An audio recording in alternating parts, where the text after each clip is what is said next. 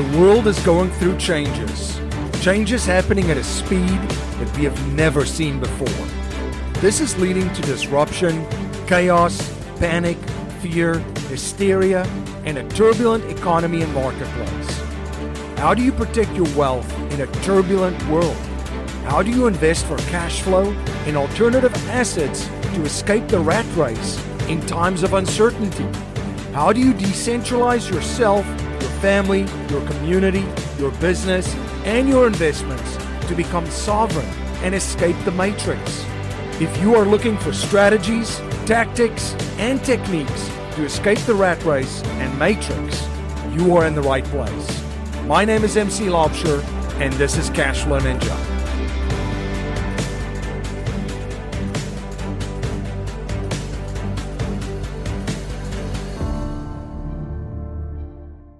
This is Cashflow Ninja. I am MC Lobsher. Thank you so much for joining me for another episode and spending your most valuable resource, your time, once again with me. Everything Cashflow Ninja is at cashflowninja.com. If you are a regular listener or a new listener, here are 5 ways I can help you right now. You could go to cashflowninja.com and listen to all of my podcasts.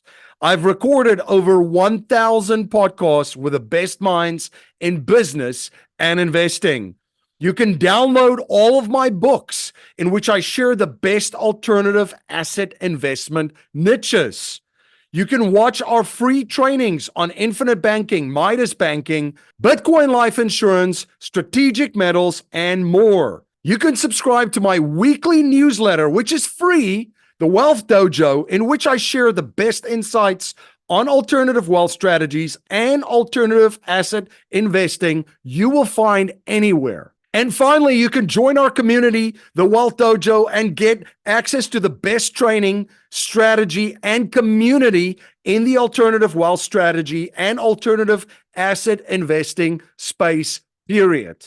My guests in this episode are Steve Austin and Zach Murphy. Steve and Zach, great to see you guys. Great to see you, MC. Yeah, great to see you, MC. Yeah, I've been looking forward to our conversation of this very, very unique cash flow strategy that you're involved with. But before we dive into that, for our listeners and viewers that are not familiar with you and or what you're doing, can you just please share a little bit about your background and journey and what you're up to these days? Yeah, sure. So Steve Austin, I'm one of the partners here at American Revitalization Company, ARC for short. My background is pretty diverse. I spent a lot of time in financial services, about 15 plus years there. I worked in the private equity space early in my career as an operator of a business for a large private equity firm. I've worked in the public sector. I was an executive in a sales capacity for a closely held public company back in the day. And I've started and grown and scaled my own businesses. So very diverse background.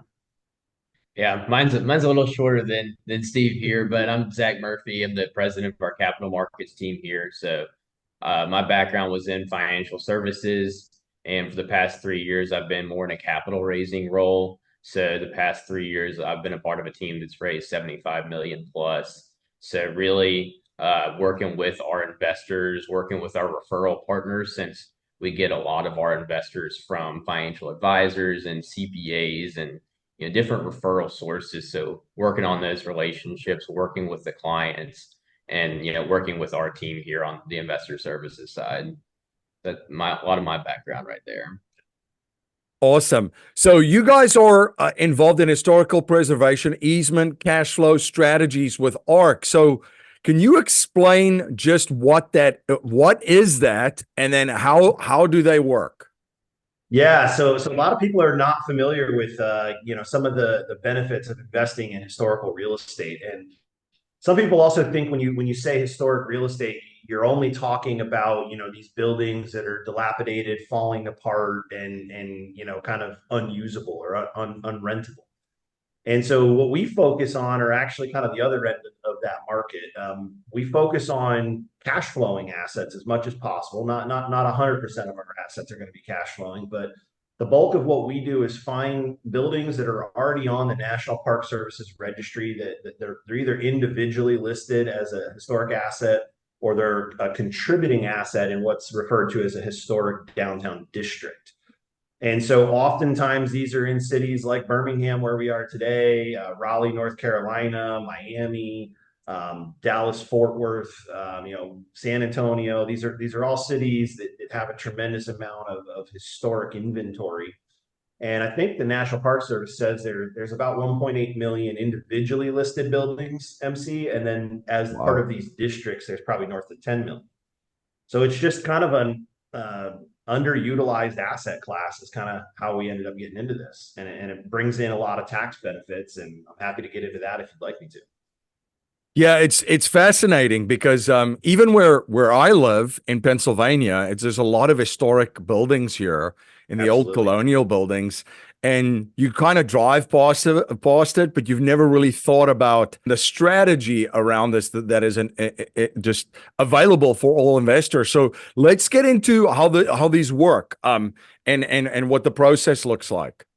Sure. Yeah. So we structure it in a fund, and each year will be a new fund. And the reason it's done that way, MC, is because our investors get a pretty substantial charitable tax deduction based on the historic buildings that we preserve.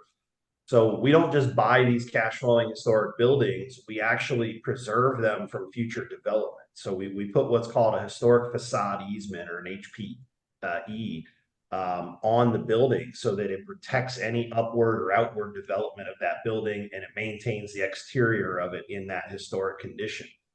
Now that still lets you do anything you want with the interior of the building, including, as long as zoning allows it, use changes from office to condos or whatever you need to do there to optimize your investment. But when you put this facade easement on the building, you are allowed to take a charitable deduction, which can offset up to 50% of your taxable income, your AGI. And you can do that each and every year. And so our investors are getting these, very large charitable deductions, and we limit it. We limit it to 2.5 times what you would invest into the fund. And then we also produce cash flow with some additional investments that we can get into later. And then there's some other tax programs that I'll mention. So when you do a renovation or a rehab on some of these buildings, there's also something called an HTC, a historic tax credit. And those are generally available both from the federal and the state level, and they will cover as much as 50% of the renovations. And so that provides a substantial return to the investors as well. So there's a couple of different programs in the historic sector that we look at taking advantage of. So it seems like there's obviously an incentive that the government has put up for these buildings. And I mean, you could look at our economy and what is incentivized, like with real estate, right? They don't want to be a landlord, so they need other landlords to get into the real estate game and provide affordable housing. They don't necessarily want to get into the energy business, so you need entrepreneurs in energy, whether it be your old and tried and true and trusted forms of energy, or whether it be your newer ones, right? And there's incentives for them in there. And then, of course, there's other incentives around, not developing land and so forth. I could see why there's incentives for this, because there's culturally significant buildings that are historic, that's been culturally part of a community, which really to preserve that is huge, because you're preserving that cultural heritage in that specific town. So I could see that there's a huge net benefit to society to do this, which is, if you look at the tax codes, that's exactly what it is, right? There's a list of incentives which a lot of people get to benefit from, and if you do things in a proper manner and play the tax game well, then you're going to be able to invest and grow your capital, serve more people as you're doing that, and then therefore you get the tax incentives. It's the same for business owners, right? That's why business owners and let's just say just an employee and a self-employed person, there's obviously different tax strategies. Yeah. regulations, yeah, and that they're underneath, because if you're a business owner, you're generating value to the marketplace through your products and services and solving a lot of problems. And while you're doing all of this, you're hiring more people, creating more jobs, absolute net benefit to society. So I just want to set that table too for folks, that it's not, this is not the philosophy here isn't like, hey, this is how you, like, reduce a tax bill. It's like, you got to step back, big picture, and look at what's actually happening and where this all fits in, and the reasons why there are these benefit or these incentives in place, because it is a net benefit to overall to society, right? Yeah, to society, to the communities, and the job creation, like you mentioned. And really, we look at it a couple of ways. We are providing all of those benefits that Congress really had said, okay, hey, we'll give you this incentive if you do X, Y, and Z. These are all, what I think most people probably understand, that every single thing in the tax code is congressionally enacted, right? So our government has taken the time to put this into the tax code because they want to incentivize this to happen. And so we look at it and say, well, that's an opportunity to create alpha for our investors where other people might not see the opportunity. And so it's an opportunistic play on our part, and we think that there's a really good societal benefit and cultural value to what we're doing. So we enjoy that aspect of it as well. But yeah, you're correct. It's really taking advantage of that excess alpha that's available in the tax code. How do you achieve clarity, certainty, and predictability in a world, economy, and markets that are volatile and chaotic? How do you have confidence in an environment where change and disruption is constant? Setting up infinite banking is how you establish certainty in an uncertain world, predictability in an unpredictable world. With an infinite banking policy, you have your capital warehoused outside of the Wall Street casino, where it is guaranteed never to go down in value and guaranteed to grow tax-free. You have guaranteed access to your capital, and you also will be able to access your capital tax-free to use to capitalize on opportunities as you come across them. Creating your own banking system with infinite banking can be your secret weapon to protect and grow wealth during turbulent times. You can watch a presentation and explore infinite banking options for you and your family at yourownbankingsystem.com. That's yourownbankingsystem.com. And if you think about it, I just had this thought that there are so many other shinier objects out in the alternative asset investment world that people are rushing to, that this could eventually, I mean, because a lot of investors have just overlooked this. If you think about it, then all these culturally significant kind of historic buildings that has been there for a long time and is kind of part of a community, they're just going to get dilapidated. And eventually, I mean, what's going to happen to it? You're just going to have to knock it down and it's gone, right? And put some really ugly, newer architectural building in its place, and you lose all of that. I mean, look at all of our cities in the United States. I mean, if you travel around, which it's been a blessing to do it. You go to all these older towns, like, I mean, I'll just throw out names there, even like Detroit, Cleveland. I mean, all these cities, and you guys are in Birmingham. What a fantastic city that is too. There's all, and I could just keep going on and naming all of these with so much history and the buildings and the historic like buildings that's in there. It's just incredible. I mean, you think about, I was thinking of the Cleveland one too. I was walking around there downtown, and I'm like, man, this place, there was stuff going on here. And then you're like, well, the Rockefellers from Ohio, right? So they had a ton of real estate there. There's a ton and that downtown waterfront in Cleveland has been completely revitalized. And a lot of that was done using these types of tax incentives to finance those transactions. So, it does work. It's a great benefit to the cities when people can take these advantages. Yeah. So a win-win for investors, a win for the community and the cities and the towns. And then yeah, it's a win-win all around the table for all the parties that are involved with it. Um, let's walk through the process.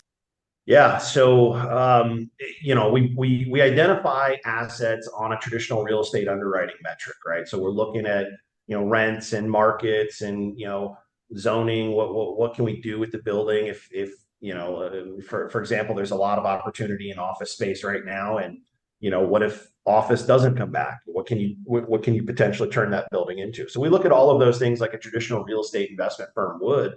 But then at the same time, we're also doing all of our underwriting on what the potential tax benefits are. And we start with the facade easement. We have to value what that facade easement is going to end up being worth in the end. And so we've developed a really good underwriting method to get very, very close to where the final appraisals come in.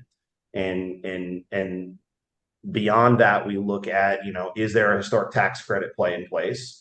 We look at, 179D was recently improved in the Inflation Reduction Act. And so now property owners can get upwards of $5 a square foot for making energy efficiency upgrades to the building, lighting, HVAC controls, things of that nature. And so how do we, is there an opportunity for that there? And then lastly, we dive into all of the traditional depreciation and cost seg studies and things like that most real estate investors are now doing.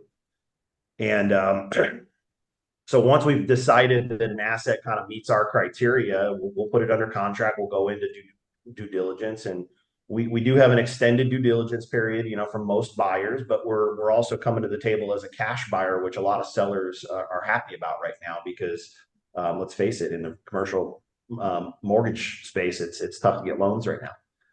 And we work with sellers or developers. So we don't necessarily always, buy an on-market property. We'll work, developers will call us and want to partner with us on deals, and we'll bring part of the capital. They'll bring part of the capital, and so and so what we're doing is we're finding and identifying these assets. We're underwriting them on our kind of profile. We put them under contract. We start a pre-feasibility, which is going to be, what's the zoning? We get a zoning opinion. We do title searches. We do all kind of the kind of traditional stuff that a developer would do to determine the highest and best use of the property. And so in most markets that we're in, the highest and best use is going to be some form of housing or hospitality or a combination thereof. And so we design a maximally productive building on that site that we are legally allowed to build, and then we essentially don't build it. So we go through all the steps of designing, a 40-story apartment tower that the zoning attorneys and everybody said, okay, yeah, this is something that's permitted that you could do on this site. And we don't have to actually go to the step of getting approvals from the city. We just have to design it, right? And then we send all of that data and a market study off to the bank, to the appraiser, just like you would if you were trying to get a construction loan as a developer. And the appraiser, tears it apart, goes through all the data, looks at your, design, your market studies to kind of validate it. And then they crunch the numbers and say, if you built this, and stabilized it, this is what it would value at in this market. And they use usually a sales comp approach to do that. And then, after we've designed it and determined what the value is, we deduct the cost of construction from that. And that's effectively, there's some other calculations that go into it, but in layman's terms, the delta between the valuation of the building stabilized and the construction cost is the charitable deduction. I am super excited to announce that I have launched the Cashflow Ninja Niches book trilogy. 3 books, the 21 best cash flow niches, the 21 most unique cash flow niches, and the 21 best cash growth niches. In the 3 books, I feature a total of 66 different alternative asset investment niches. You know what's the best part? I'm giving it all away for free. When you go to cashflowninja.com, you can download the 21 best cash flow niches, the 21 most unique cash flow niches, and the 21 best cash growth niches in digital and audio format for free. If you're like me and you like physical books, you can buy all 3 books on Amazon. Just go to cashflowninja.com/Amazon and it'll take you to all 3 books.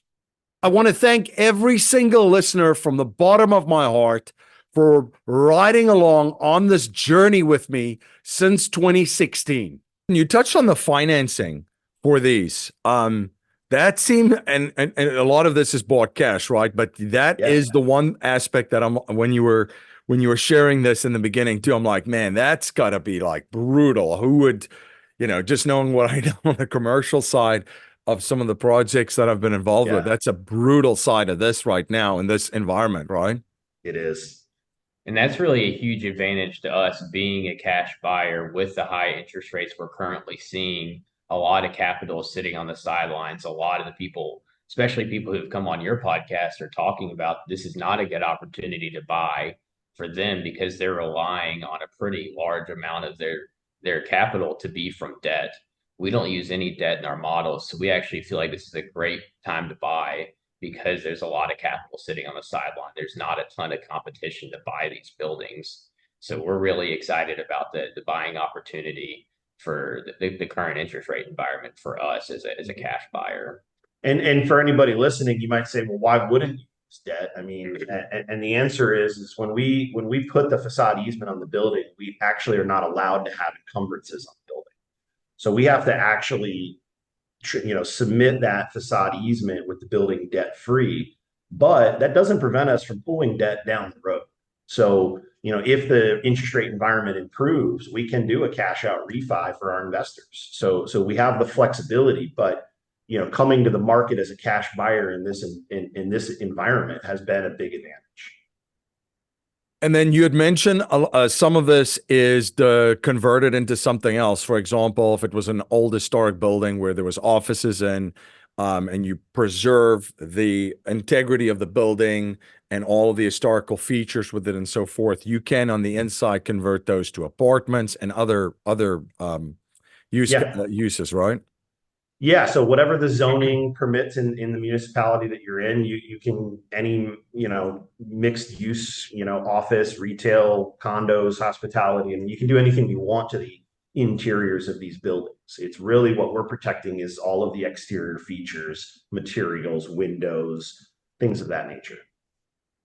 Those historical buildings are great event spaces too, I've noticed. I mean, there's something about it as an event space where folks come in and they enjoy the beauty of it, and obviously the event that they're attending, whether it be a small gathering or a wedding and so forth. They're fantastic for that.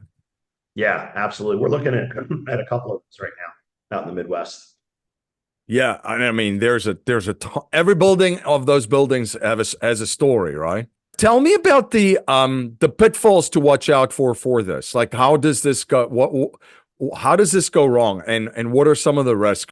Yeah, I mean, we're taking a lot of the risk out of the real estate side of our business, and really what I tell investors is our biggest risk is going to be the execution risk on the business portfolio that we're putting together.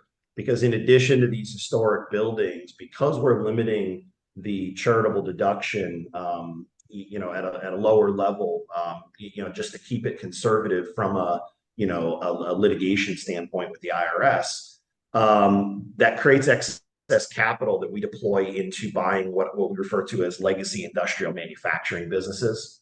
And so these are, if you want to just kind of a typical profile of the businesses we buy, it's going to be a baby boomer or a second, third generation owner who is looking to sunset into retirement, and they don't really have a succession plan in place. And so we work with them to take over that company. And, typically these companies are doing in the 1 to 2 million of an EBITDA range per year. And we'll buy those somewhere between, kind of the market rate right now is 2 to 3 times EBITDA. So, if you buy $1 million of EBITDA for $3 million, you're effectively generating a 33% cash on cash return, which is what our investors are really excited about. So, That's kind of the biggest downfall that we have is, the execution risk on building that portfolio of companies for the investors. But again, we're doing everything, for the most part, debt free. We will buy some equipment and stuff like that on debt for some of the manufacturing businesses. But really, the purchases are all done debt free. So we've taken away that big risk that you get into with most of these types of small businesses or commercial real estate right now. And we use all the tax incentives that are available to us to increase the returns that our investors are getting, whether it's the upfront charitable deduction that you get when you invest in, we do the facade easements, whether it's a historic tax credit, 18 months after we buy a building and we renovate it, we get a couple $1 million back on these historic tax credits. Like I mentioned, 179D. In the manufacturing space, we think the R&D tax credits are going to come back, and that'll be big in the manufacturing sector as well. So we're always looking for ways to add alpha, which essentially de-risks these investments. But it's always, your biggest pitfall is always going to come down to the team that's executing. It's not a liquid investment. You can't sell out of your limited partnership ownership. So it's accredited investors only. Obviously, we have about a 6-year time horizon on our investments. So if you needed that capital for something else, that's another risk, is that we're not a liquid stock. We're not a publicly traded REIT. We're a syndicated real estate transaction where you go where we go. So that's really the big risk is the execution risk with us and the time horizon for us. Some of my listeners might be, they just picked up, there's some companies that are being purchased too. So if we can just take a step back. So you guys have, let's just say, a fund, and in this fund, you're buying these historical buildings, Yep. but you're also adding other manufacturing businesses in this portfolio of companies that are all part of the same fund. Could you just go back and explain that a little bit? Because I think that's something that that we missed. Sure. Yeah. So because we limit the charitable deduction, we don't take a 5 or 6 or 10-to-1 deduction. We limit it at 2.5 times what our investors put into the fund. That determines how much capital we have to raise on each project. And so what it ultimately does is creates about a third of the capital that we raise is left over at the end of the year. And so after we've done all the historic buildings and done all the facade easements, and if we're going to do a tax credit renovation, then that money's already set aside. That roughly 30% of the investor capital, we turn around and we deploy that into this manufacturing sector. And we did that because it's very synergistic from a tax standpoint with what we're doing. So we create a lot of very tax advantaged income for our investors, which is the kind of the primary goal of the fund. And we even use a very tax efficient exit strategy when we sell these businesses. We sell them through what's called an ESOP, an employee stock ownership plan. So we're taking these kind of legacy, kind of really important, vital American manufacturing companies, and we're consolidating, 5, 10, 20 of these companies into one operating business, okay, with different divisions that all have different capabilities. So we might buy a couple of, CNC shops. We might buy a couple of fabrication shops on the metal side. We're buying a couple of plastics companies. And the idea is that we can create a large, mid to large size, manufacturing conglomerate that we will ultimately transition to an employee-owned business. And so further protecting those American jobs and communities that we're already investing in. And because of the inefficiencies in the private equity market, most private equity groups aren't buying businesses this small. So it allows us to buy these businesses at, the current multiples are in the 2 to 3 range. I've seen deals as low as 1 times. And these companies, these manufacturing businesses tend to have very significant balance sheets. You can, usually we're not paying much more than the liquidation value of the equipment. So it's a very secure investment, which, tends to, match well with real estate investors. And, as I mentioned, we're generating 30 to 50% cash on cash returns, without the debt. And if we leverage them up and put debt on the companies, in a responsible way, obviously in this environment. But if we take that opportunity down the road, it's going to enhance the returns. I want to acknowledge one of our sponsors. Are you ready to ride the wave of success in the booming car wash industry? Tommy's Express Car Wash is the cutting edge brand that is revolutionizing the way we clean vehicles. Demand for top notch, state of the art tunnel car wash is skyrocketing. Institutions are diving in head first, and the real asset investor is already a step ahead. They have a world class operations team, and they're building a portfolio of Tommy's Express car washes that's on track to become one of the largest privately owned car wash portfolios in the United States. The margins on a stabilized Tommy's Express car wash are incredible, and accredited investors have the chance to join them on their adventure. Dave Zook, the founder and CEO of the Real Asset Investor, and his team are thrilled to share opportunities like Tommy's Car Wash with accredited investors that boosts your cash flow, unlocks massive tax benefits, and get you set up for a lucrative exit just a few years from now. To learn more about the opportunities offered by the Real Asset Investor, you can reach out to them at info@therealassetinvestor.com. That's info@therealassetinvestor.com. So on the first side of this strategy is the historical buildings, and on the second piece then is then the manufacturing, American manufacturing businesses of a certain size that you're then purchasing and kind of merging together into under one entity, and then that's all together in this fund. So you have on the one side the historical buildings, the tax advantages of that, and some cash flow if it's turned into something like apartments or event spaces and so forth. And then on the other side, you have the businesses, which is already generating cash flow from day one, which is generating obviously then returns for investors. That's right. Immediate cash flow. That's what we're looking for is we're trying to generate as much cash flow over the roughly 6-year hold period as we can. And then because we're buying a bunch of small pieces and we're buying them at the lower multiples that I mentioned, by the time we aggregate them and go to sell them, now the business is so large that the comparable sales are probably in the 8 to 12 multiple range. So we do a lot of value creation there for the investors. And because we're doing an ESOP exit, it's a tax deferred, similar to a 1031 in real estate, MC. There's a 1042 exchange when you sell your business to the employees, which we take advantage of. So all of our investors, they're going to get back U.S. stocks or bonds. So usually, like we'll take the proceeds of the sale, we'll make the 1042 election, we'll buy treasuries, and then we'll distribute the treasuries in kind to our investors. And so that's how they get to control their tax bite on that return that we just generated over 5 or 6 years. They can dictate when and if they want to ever pay that tax bill. So it's a very tax efficient strategy. So really, MC, what we're trying to do is take an investment that's just a standard single or a double, and then utilize these tax incentives to turn it into a triple or a home run. And we feel in today's current interest rate environment that that's a really solid strategy to add that extra alpha into your portfolio, is utilize these tax savings and turn it into cash flow.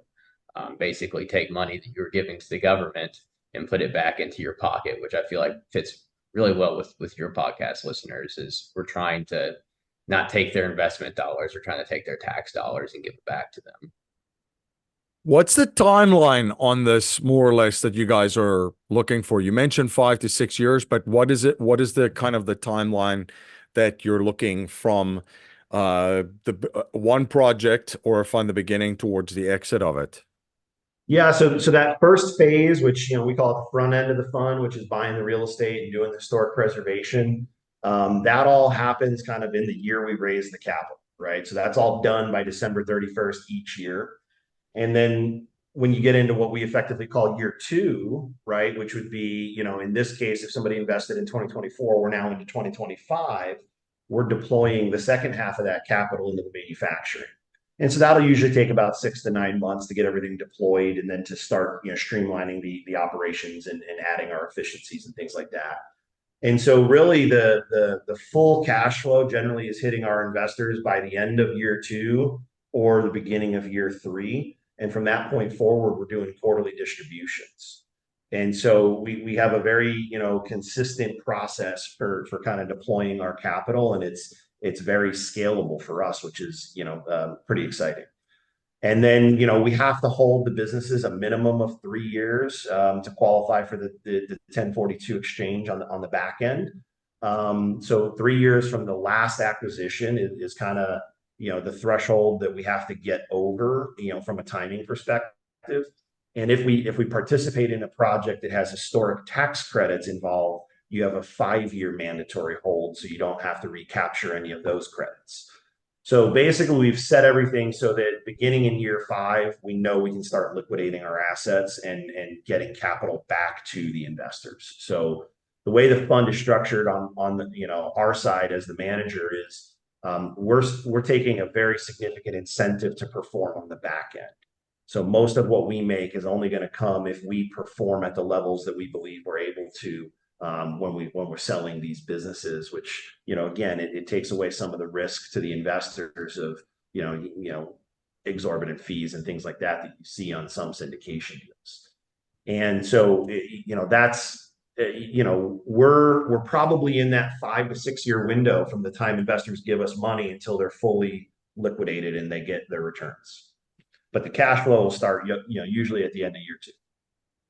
But you can always extend that hold if needed to be, depending on the environment, to 10 years and so That's forth. right. And yeah, so it's a 10+1 structure. In an environment that is challenging like today, there's no, I think people have gotten so used to, from 2012 to like 2022, of like these 3 to 5 year holds and exits on a lot of assets. I'm like, that's not the environment. That's not the world It's that we live in. not sustainable for sure. No, not sustain. And when the environment changes, you have to be able to adapt and have something in place. Quick question on the exit too. So this ESOP that you're talking about in the 1042. So this might be the first time that a lot of listeners and viewers have heard that. So can we just touch on that again? So what you're doing is, you're selling the companies to the employees, right? That's right. So the way an ESOP works is it's the same thing as a leveraged buyout, except the difference is, instead of, a private equity company bringing debt to the table and levering up a business like this, a bank, an insurance company, they like to lend to these ESOPs. An ESOP is essentially like a qualified retirement account. It's ERISA protected. It follows all of those ERISA statutes. And there's an independent trustee that's appointed over the employee's retirement account. And that independent trustee goes out and independently verifies the valuation of the business that we're selling. And so generally they'll use like the middle of the 3 valuations, or maybe an average of the 3, to kind of determine the purchase price, so that it's an arm's length transaction from us. But ultimately, the bank or the insurance company will loan the money to the employee's retirement account to buy all of the shares of the company from our investors. And, the reason they like to lend to these particular strategies is because once 100% of the company is owned inside of the ESOP, it's a tax-free business, right? So all of the cash burn that was going to service federal and state taxes is now there to service the debt load on top of the EBITDA. So it becomes a very good transaction for the lender as well.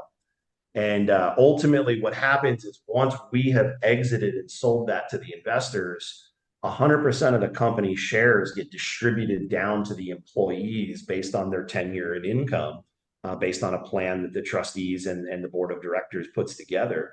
So over a period of a few years, now the employees own 100% of the shares of the company. And so whatever's left, whatever income is left in the company after they have serviced all the debt, that all gets divvied up based on the equity inside your retirement account. So now these employees will have very substantial retirements when the time comes. Gotcha. So a win-win on the back end for them too. And there's an incentive for the employees, because I think what you see a lot when companies are being purchased for the purpose of resale. Let's just say in the private equity world, we see that all the time. Is sometimes you get a workforce that gets demoralized, right? Because they're like, well, they're just really trying to squeeze as much juice out of us as they possibly can, Yeah. and then sell us to the next person. So this is actually where you align the interest of the employees of the company, and that could, Mhm. obviously get them Yeah, very motivated. and a very well-known company in your area that has used this is Wawa. Wawa, or for those that are in, the South, Bucky's, Publix. These are all employee-owned companies, and it drives a lot of benefits, not just on the employee side, but these companies tend to be, more profitable because you have a workforce that owns the business. I knew about Wawa. I didn't know about Bucky's. That's very, very Yeah. interesting. And by the way, fantastic road stops if you're No doing a kidding. road trip down the south. It's fantastic. They just put one in about 20 minutes from my house on the way to Atlanta. So every time we go to the in-laws, you got to stop and grab a sandwich. It's fantastic. We are in the beginning of another Bitcoin cycle. Many listeners and viewers have reached out to me asking me how they can safely buy, secure, and store Bitcoin, and how they can set up an automated Bitcoin savings account. I've used Swan Bitcoin to dollar cost average throughout the entire Bitcoin cycle with an automated Bitcoin savings account. You can start your Bitcoin savings account at www.swanbitcoin.com/cashflow ninja and get $10 free in Bitcoin. From a risk standpoint, in the fund itself, what are some of the risks of combining the historical buildings and then with the other businesses in the fund? And how are you guys navigating that? Yeah, that's a good question, MC. I mean, it really comes down to you have different risks in real estate, right? You have tenant risks, you have credit risks, you have all of those types of risks. And then on the manufacturing side, on the business portfolio, you have risks that, the economy is going to, turn around, and the customers that we're providing, these services to are going to, stop ordering, right? And so that's the biggest risk. And I keep harping on this, but the fact that we don't use debt in these transactions in this environment where markets are at all-time highs and interest rates are still very high, and inflation has been very persistent right now, and we don't know if interest rates are going to come down anytime soon. So this may be the new normal, right? This could take 24, 36 months just for everybody to just accept and realize that, hey, this is the new normal going forward, and this is where we're going to be. And so we're well positioned to navigate those challenges and those downturns if they do come. And we buy in cash, so we're trying to be very opportunistic with companies right now that may be a little bit distressed. We have a really unique story that the business owners like, right? They like that they get to have their cake and eat it, but their employees are also going to be taken care of too, right? And so that's a Yep. very unique opportunity as a seller, as a baby boomer who's looking to move into retirement, and they don't want to be tied to this company after they sell it for 3 to 5 years, like most private equity or most buyers would require. So we bring in our management team. We have a very skilled, very high level management team. Our president of manufacturing operations, he spent over 25 years at Toyota, was one of the first people inside Tesla building that, directly working with Elon. He's Got worked some for great stories about Elon. he's worked in the aerospace sector, the medical sector. So he's been very successful everywhere he goes, and he brings a lot of skill sets. Our CFO has 35 years of manufacturing experience. So we've got a very dynamic, diverse team that brings a tremendous experience to running these types of businesses, and introducing automation and robotics and lean manufacturing approaches. So we go into a typical mom and pop family owned business that if you go in there and start talking about lean management and lean manufacturing, it lights out and things like that. They're like, no, that's not us. So we can bring all of those advantages to these, these companies are generally one of the largest employers in the markets that they're in, right? So they're very significant companies to their market. If those jobs were lost, it would really hurt those communities. And that's really what we focus on. A question that I always ask my first time guests on the show, because we talk about business, we talk about investing, we talk about cash flow, but we also, we talk about legacy and leaving a legacy. So I always ask my first time guests, if you cannot pass on any money to future generations, but you're only allowed to pass on 3 principles and values to them to help them achieve success and happiness and build wealth, what would they be? You want to take it first, or? Sure. I guess I can go for that. I think these are things that my parents definitely passed along to me. I'm the oldest of 6 kids, big family. Dad's worked hard to support us, and I think hard work is crucial. So there's a lot of times when my dad, was traveling all over the country for a job that wasn't paying him enough money, but it put food on the table for us. So I think that's the first one. I think another one is just be likable. I think my dad could talk to a tree, and by the end of the conversation, it would like him. So that's something that I try to take at heart is building relationships, and how I got into this business was just a relationship that I built that I never would have thought would have turned into what it's been, and what we've grown together. One of the partners here, I've known him for years. Um, those two big, and then family, definitely taking care of your family. My wife is what drives me, and our future kids. So I think that's something that's super important to me. Yeah, well said, Zach. I mean, I'll echo the hard work is, people need to learn to grind. If you want to be successful, I don't care if it's, shoveling sidewalks. You got to grind. I mean, it all comes. You get out what you put in, and that'd be my first principle.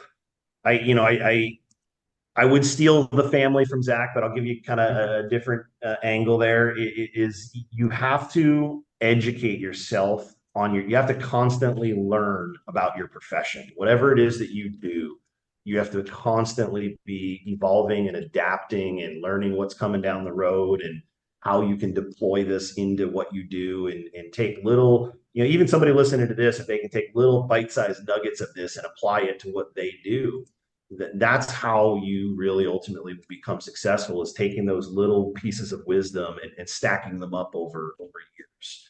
And then the third thing I would say is, patience, right?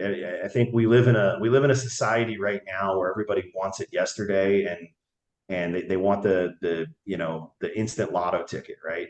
And in my experience in life, that doesn't work, right? You have to just have patience. You have to, give things time to develop and grow, and you got to nurture them and be willing to put in that time and be patient. Awesome.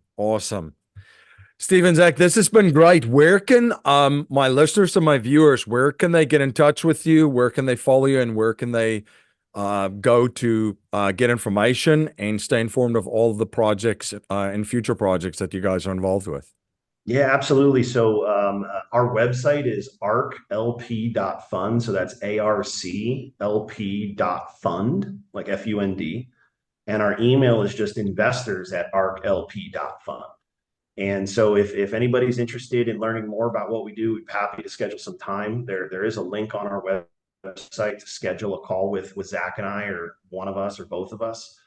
And you'll be able to get a lot, all of, the podcasts and presentations and webinars that we've done are all available, in there. And so it's, we try and provide as much transparency to the market as we can. And we'll work with, any accredited investors, any financial advisors, CPAs that want to learn more about this, any, current real estate developers that want to get into the historic space. We'd love to talk to you. Fantastic. Guys, thank you so much for coming on the show and providing so much value for my listeners and my viewers. It's been a blast. Yeah, it's been great. Thanks for having us, MC. Thanks, really MC. Appreciate it. Thank you to all of my listeners and viewers for again spending your most valuable resource, your time, once again with me. Everything Cashflow Ninja is at cashflowninja.com. Books, podcasts, webinars, and you can sign up for the best weekly newsletter in the alternative wealth strategy and alternative asset investment space, the Wealth Dojo. Until next time, live infinitely. This presentation is for educational and informational purposes only. The information being presented and considered does not consider your particular financial objectives or situation, and it does not make personalized recommendations. This material is not intended to replace the advice of a qualified tax and legal advisor or other qualified professionals, and you should not use the information in place of a customized consultation with a licensed professional regarding your specific personal financial objectives, situation, and needs. We believe the information provided is reliable, but we do not guarantee its accuracy, timeliness, or completeness.